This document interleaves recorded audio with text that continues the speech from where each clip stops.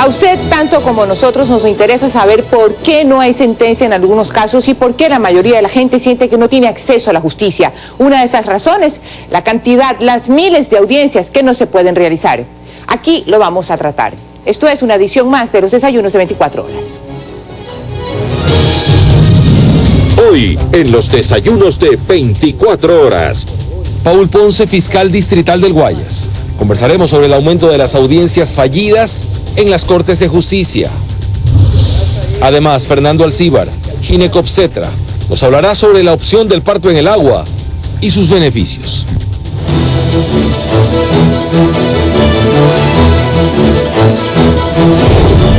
Aquí empiezan los desayunos de 24 horas. Con María Josefa Coronel.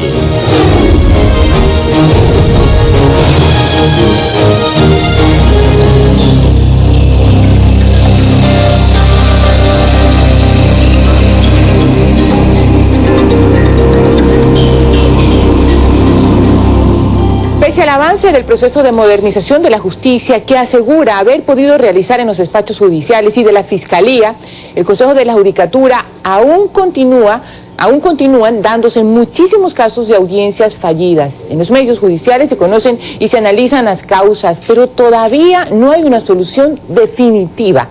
Para analizar este tema ya nos acompaña nuestro compañero César Verástegui. César, buenos días. Buenos días. Así es, María Josefa, hay preocupación por el aumento en el número de las audiencias fallidas en las Cortes provinciales del país. Jueces, fiscales y hasta las partes que litigan en los procesos señalan las posibles causas. Al parecer, tomar una decisión tardará un buen tiempo. Veamos la nota. A pocos días de cumplir el año del asesinato de Tatiana González y por el cual es investigado y juzgado Nelson Espinosa, la audiencia para determinar su culpabilidad en este crimen se suspendió nuevamente. Uno de los principales problemas es la ausencia de la médico legista encargada de realizar los exámenes de ADN. Me encontraron residuos en las uñas de piel de mi hija. Los familiares piden a las autoridades que se realicen todos los trámites pertinentes con el fin de que el juicio llegue a su fin. Pero no es el único caso. Marta Cherres acudió a la Corte de Justicia de Guayaquil para estar presente en el juicio que se sigue contra su hijo acusado por el delito de robo, proceso que inició a mediados de enero. A los pocos minutos de haber llegado a la diligencia se le informó que debido a la ausencia del fiscal se suspendió. Son 4 audiencias que se le van haciendo a mi hijo y nunca se le realiza la audiencia. Yo pagué una celda, ahí me lo botaron de esa celda. Una situación similar le tocó pasar a esta abogada, quien debió suspender otras diligencias para estar en el juicio contra su defendido. No ha venido el fiscal, es la 6ª ocasión que en un mismo caso no se da la audiencia y eso es muy lamentable. En lo que va los 3 primeros meses de este año, el número de audiencias fallidas ya sobrepasan los 5.000 casos. Según el informe presentado por Opta Justicia, los motivos más comunes son la ausencia de las partes con 982 veces y la ausencia del fiscal con 511 casos. Se ha incrementado un 300% la persistencia de la audiencia fallida. Guayas lidera la lista de las provincias con el mayor número de audiencias fallidas, con 5.810 casos, seguida por Pichincha con 5.353 y Manabí en tercer lugar con 2.977. A criterio de Opta, el retraso en las sentencias ocasiona que continuamente aumente el número de internos en el país. César Verástegui, 24 horas.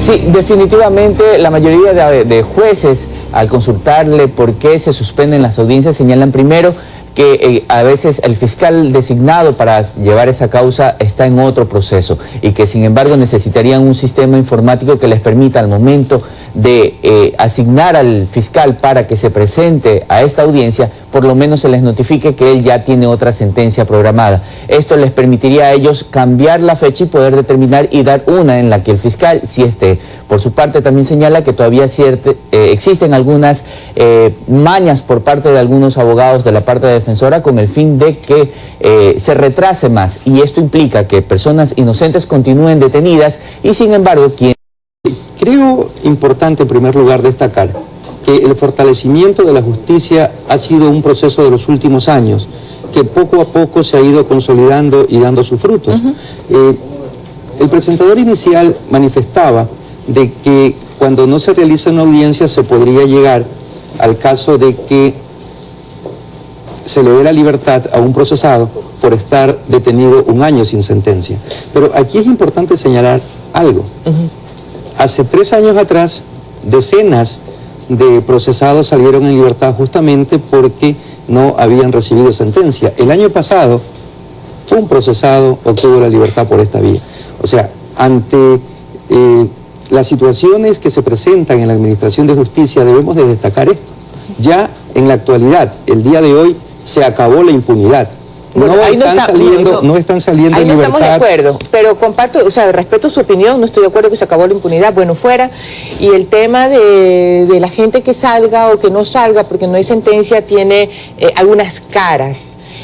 Y sin duda, y quiero quedarme con la frase que nos une, que es que el proceso de reforma judicial es un proceso que en el Ecuador viene avanzando ahí con obstáculos y todo desde algún tiempo. Por eso, Paul, mirando hacia adelante, ¿qué le hace falta a todo este sistema judicial para que ya no existan audiencias fallidas? Bueno, son muchos los ámbitos y las esferas donde debe justamente de fortalecerse la Administración de Justicia. Cuando yo decía se acabó la impunidad, me refería a que nadie salía en libertad por falta de una audiencia.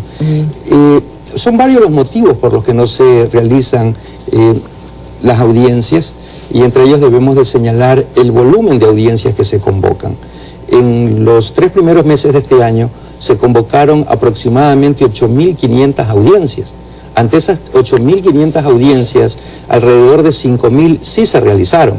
Pero es evidente, y pasa en la Fiscalía, para dar un ejemplo concreto, de que un fiscal sigue siendo convocado a 4, 5, 6 y hasta 9 audiencias diarias. Entonces ahí está el problema, es simplemente que no se pueden desdoblar ni estar en tantas audiencias. Y siempre, si así 5.000 es un buen número, de todas maneras son 2.000 y pico de familias que están pendientes de la respuesta de la justicia. Sí, eso por un lado, o sea, el volumen, la inmensa cantidad de audiencias que son convocadas, pero existen también otros factores. Hay ocasiones en que los testigos no se hacen presentes a pesar del pedido de la Fiscalía, de la Judicatura, para que concurran a la audiencia, y obviamente, si faltan los testigos, una audiencia no puede realizarse. Tenemos también en ocasiones la ausencia de testigos claves como los policías que han intervenido, aunque en este sentido se ha mejorado también mucho, pero hay ocasiones en que un policía que interviene en una causa penal en nuestra provincia, 2 meses después, por diversas razones, ya se encuentra laborando en otra provincia. Y traerlo para que testifique, entonces, es un problema. Así Falta es. Coordinación, entonces es un tema de logística, de cuidar los tiempos, los espacios geográficos donde están los testigos. En niveles de coordinación yo creo que hemos avanzado, justamente allí se da el número de audiencias que se logran instalar. Debemos también señalar que el nuevo marco procesal trajo consigo una serie de audiencias de diverso orden que anteriormente no se convocaban. La oralidad, con todas las ventajas que nos da dentro de la Administración de Justicia, de poner cara a cara a las partes dentro de una causa penal, también hizo que hasta peticiones simples, por así decirlas, tengan que ser expuestas ante el juez en audiencia. Es decir, una serie de nuevas diligencias que anteriormente no se completaban, pero que ahora tienen que hacerse en audiencia pública. Hay un tema que le importa mucho a la gente, y yo entiendo, créanme que lo entiendo mucho, cómo la justicia tiene tanta mala suerte en tener una muy mala percepción por parte de la sociedad. La sociedad en su mayoría sigue creyendo que la justicia, los representantes de la justicia o no están bien instruidos o no del todo son honestos. Siempre el sector justicia carga con esa marca de no tener una buena percepción. Pero hay casos puntuales que apoyarían a menoscabar o a romper esa percepción, como por ejemplo en los casos que les importa, que tienen un impacto social. Ayer estuvimos aquí en Desayunos de 24 horas con la señora viuda de el hincha de Barcelona que murió. Dijo el padre de Michael que han pasado 3 y 4 fiscales para resolver ese tema y aún no hay no se ve una luz en el proceso de la investigación. ¿Por qué esos temas tan importantes no tienen una agilidad Sencillamente está para que la gente diga, mira, por lo menos están trabajando los fiscales y los jueces. Bueno, los jueces y los fiscales estamos trabajando y lo hacemos todos los días. Pero ¿por qué un caso como ese no tiene respuesta? Cuando hay un video donde participa la policía, donde se ven personas con el arma en la mano, donde se descubre, gracias a la prensa tan atacada también, que no es el conocido Lagartija el que estaba detenido. ¿Por qué no avanza? ¿Por qué hay una voz? ¿Por qué no hay una voz fuerte por parte del Ministerio Público llamado a representar a todos? Es decir, a ver, señores, esto tiene que tener una respuesta. Bueno, el caso específico de la referencia ha sido tratado con la celeridad que el marco procesal nos permite. Usted recordará que se inició una causa penal, pero luego se declaró una nulidad y la Fiscalía nuevamente retomó la investigación. Pero ha pasado mucho tiempo, 20 policías involucrados y no pasa nada con esos 20 policías, están en la calle, están armados. Paul, esa policía sigue en la calle y sigue armada. ¿Por qué?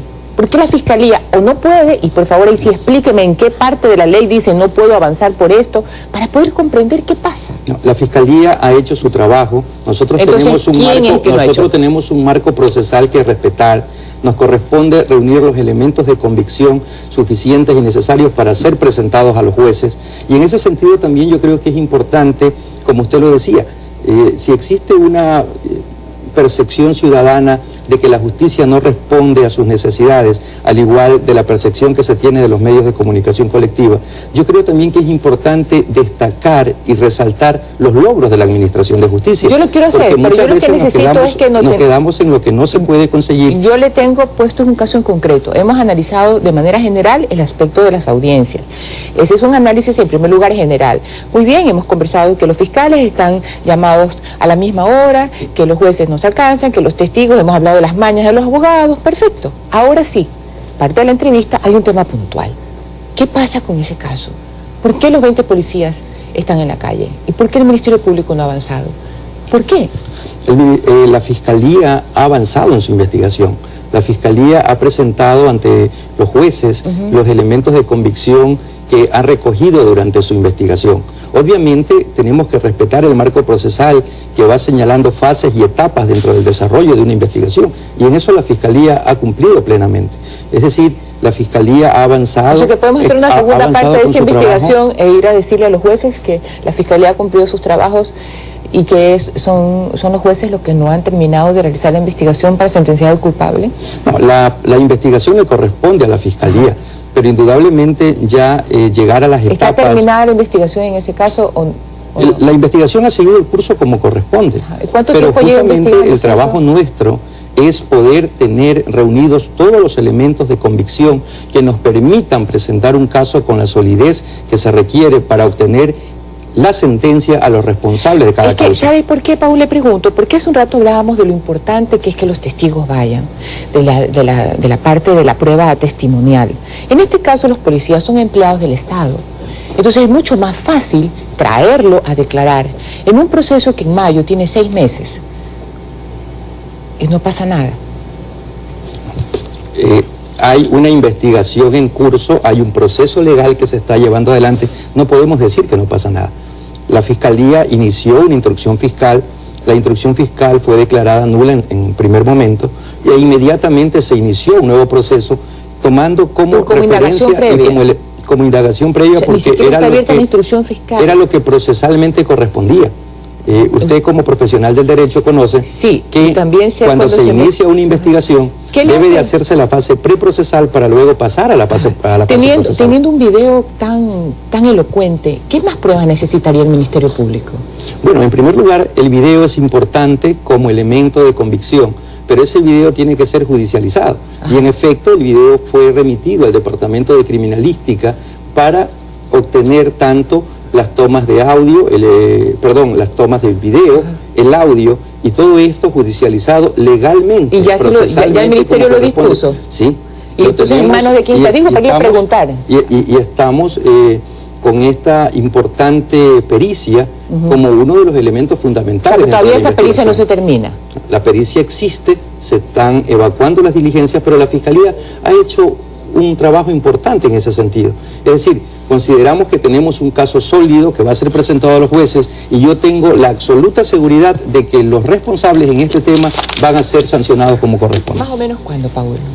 Bueno, eso depende también de nuestra petición y la convocatoria que se realice por parte de la Judicatura para presentarles el caso. Gracias. Gracias a Paul Ponce por estar aquí con nosotros en Desayunos de 24 horas. En breve les vamos a hablar sobre una nueva práctica para dar a luz. Bueno, no tan nueva, pero en el Ecuador sí, el parto en el agua. Tenemos un experto que nos dirá los beneficios. Todo eso lo vamos a contar al volver. Quédese con nosotros aquí en Desayunos de 24 horas.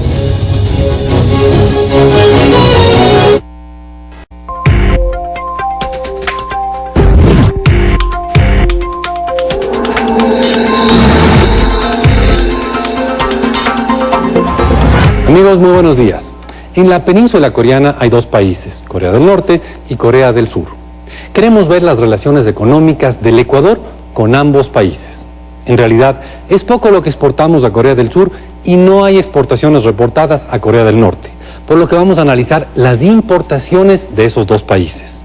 En el año 2012, el Ecuador importó de Corea del Sur algo más de 736 millones de dólares. La mayor parte de esas importaciones fueron vehículos o partes de vehículos. Por otro lado, de Corea del Sur importamos 146 mil dólares. Este gráfico refleja muy bien la realidad de las dos Coreas. La Corea capitalista, la del sur, es un importante país industrializado con productos de calidad y tecnología. La Corea del Norte, la comunista, es un país económicamente muy débil. Muchas gracias. Gracias.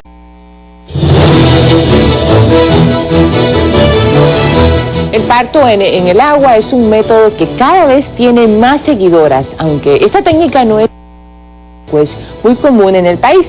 Conozcamos más en la siguiente nota sobre los beneficios tanto para la madre como para el bebé. Humanizar el momento. Ese, según los especialistas, es el objetivo de esta práctica. El parto en agua no es nuevo y si bien algunas instituciones en el país lo practican, no es una opción disponible al público en general.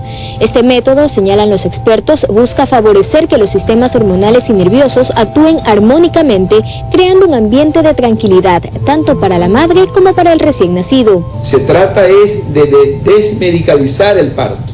Y esta variante de parto en agua, llamémoslo una terapia de inmersión. Puede no darse el parto en el agua, pero sí puede darse la terapia del agua en el preparto. El agua cálida durante el parto reduce la producción de adrenalina, hormona que tensa el cuello y provoca retraso en la dilatación. Una vez que el bebé sale, se queda bajo el agua unos segundos y luego es la misma madre quien lo coloca en su regazo.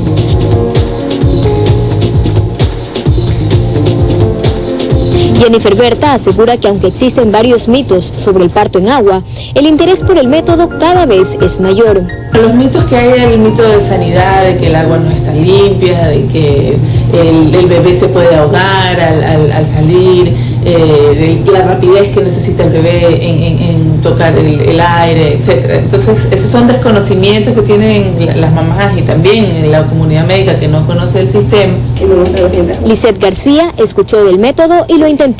Su parto fue en el agua. Es una experiencia súper linda, sobre todo para una mamá, que es, en mi caso, por primera vez. Poco dolor. El agua tibia te ayuda, te calma mucho el dolor. Y esto te ayuda a aflojar un poco tus músculos para que el parto sea un poco más suave. Hoy en Guayaquil se realizará una conferencia sobre parto en agua dirigida a especialistas en salud y parejas interesadas en esta práctica. Joana Ramos, 24 horas. Para hablar de este tema, hoy nos acompaña Fernando Alcíbar Dueñas, gineco-obstetra. Gracias, Fernando, por estar aquí con nosotros. Gracias a ti, María Josefa, por la invitación. Sin duda, el parto es un momento espectacular, maravilloso, que simplemente las mujeres o las madres no tenemos palabras para poder definirlo, pero pareciera que esto lo hace más bonito. ¿Por qué? Por supuesto, el hecho de que una mujer se gradúe de mujer, tiene que parir y dar de lactar, ¿no? Entonces la hemos graduado sexualmente, ¿no? El parto en el agua es muy maravilloso porque permite que la madre concientice conjuntamente con su hijo este proceso de dar a luz, de traer al mundo un nuevo ser. Un primer elemento que se ve beneficioso es el hecho de estar sentado y no acostado. O sea, no nos van a acostar para sacarnos la vesícula, sino que estamos sentados para ayudar con la gravedad que salga el bebé. Así es. Tratamos de unirnos a la fisiología, de unirnos a la naturaleza, no a las normas. El problema se rompe cuando un proceso fisiológico se lo medicaliza, se lo hospitaliza y se lo asiste a predominio de tecnologías médicas, a predominio de conocimientos médicos y olvidándonos de la intuición del propio ser. Y mientras veíamos esto, comentábamos, uno como mamá se asusta, ¿no? Entonces el bebé sale, saca la cabeza y su naricita va al agua, o sea, va del agua al agua, no se ahoga. No, no se ahoga. Justamente el susto, el temor, es una de las contraindicaciones para realizar este procedimiento. O sea, ¿por qué asustarse si venimos del agua al agua? Deberíamos asustarnos de esta transición, venir del agua al aire.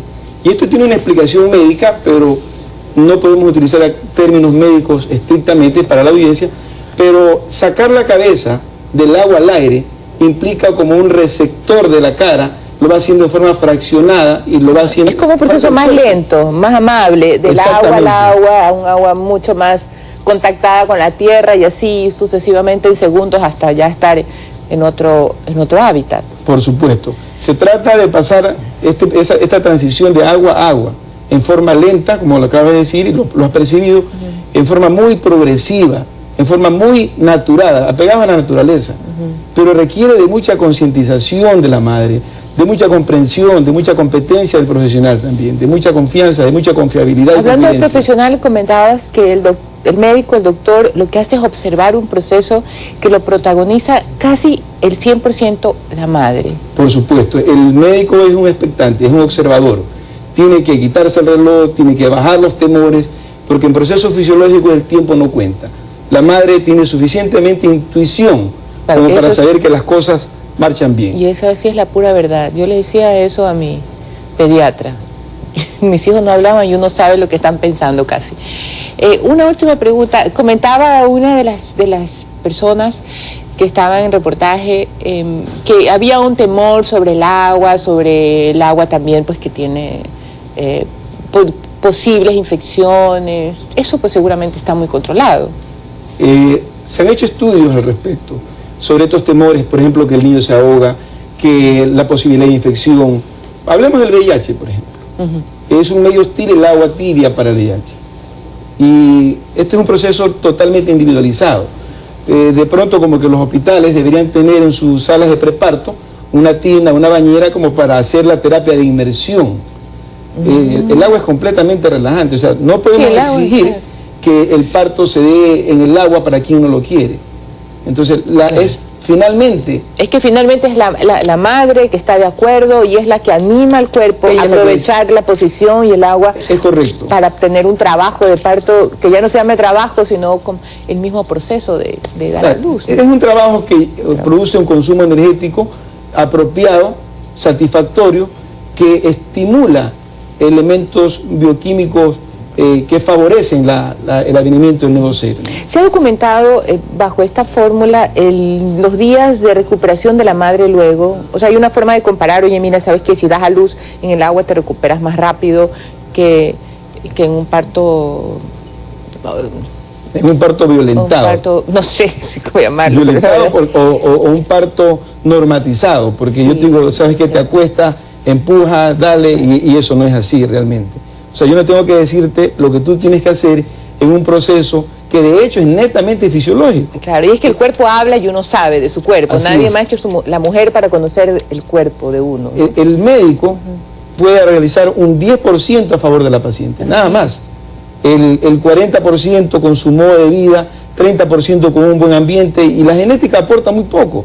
Por lo tanto, que si respetamos estos porcentajes, con ese 10% nosotros podemos permitir que el proceso fisiológico se dé. Y bajar los temores, o sea, de que el niño se ahogue, de que se infecte, imposible. Solamente una última pregunta. ¿Este proceso solamente se anda en Quito y en Cuenca? Y en Guayaquil va a haber un evento al respecto, la maternidad Sotomayor, ¿verdad? Esto no es nuevo. Desde el año 1803 se dio el primer parto en el agua en Francia. Tenemos actualmente más de 40 países adheridos a esta a este procedimiento. En Quito y Cuenca se viene realizando hace 10 años. En Guayaquil existe la oferta, existen las usuarias que desean hacerlo, pero tienen que viajar. Aquí en la ciudad no tenemos un centro. ¿Vamos a tener? No. Vamos a tener, espero que sí. Justamente se va a dar hoy día y mañana un taller, una especie de congreso sobre el tema. En la maternidad Sotomayor. En la maternidad Enrique C. Sotomayor, donde pues honrosamente trabajo. Gracias Fernando por estar con nosotros. Nos vamos a ir un corte, ya volvemos.